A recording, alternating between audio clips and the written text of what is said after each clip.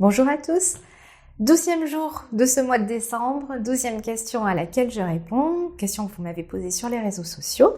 Et donc aujourd'hui, je réponds à la question de Audrey Bailin-Blettery.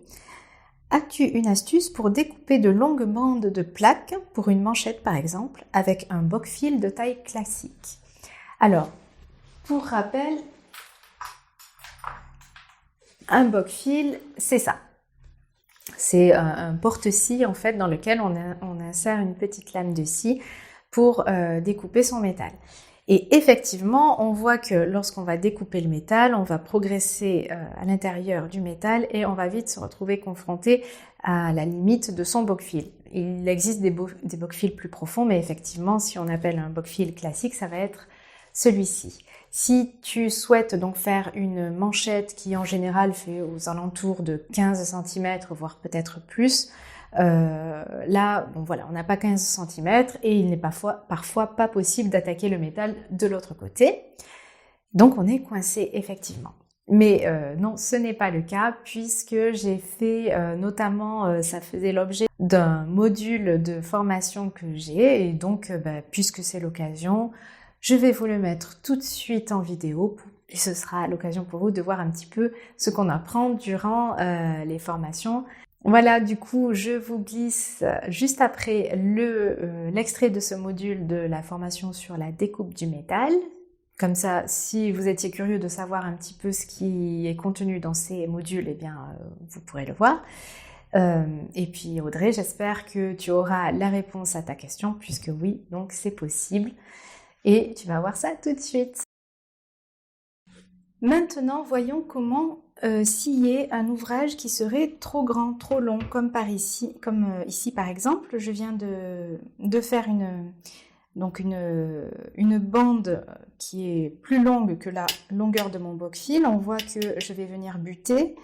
Parfois, on peut attaquer des deux côtés, mais là, celle-là est bien trop longue. Je n'arriverai pas, puisqu'elle va taper soit ici, je n'arriverai pas à aller jusqu'au bout. Donc, une petite astuce, une fois que l'on a commencé à scier et que l'on arrive à la butée de notre boc-fil, bon, en l'occurrence là, c'est pas le cas, mais je vais vous montrer l'astuce quand même. On va venir retirer son boc-fil et on va venir tordre la lame de la scie de façon à pouvoir passer en biais, c'est-à-dire que le boc-fil va passer de cette façon. Donc tout simplement, on prend une pince crantée et on va venir, en fait, la scie est écrouée au niveau des dents de la scie, mais vous voyez qu'en bas et en haut, il y a des surfaces plates qui, elles, ne sont pas écrouées. Donc du coup, on va venir les tordre, les twister en faisant un quart de tour, ou peut-être un peu plus parce qu'il y a un effet ressort quand même. Voilà, on va s'assurer que les dents, du coup, soient situées sur le côté, donc du bon côté par rapport à l'axe que vous voulez, dans lequel vous voulez scier. Voilà. Faites attention à l'effet ressort et mettez-les bien perpendiculaires. Là, ça devrait aller. Et maintenant, il ne vous reste plus qu'à revenir dans votre ouvrage et à continuer tout le long en sciant comme ça, de biais.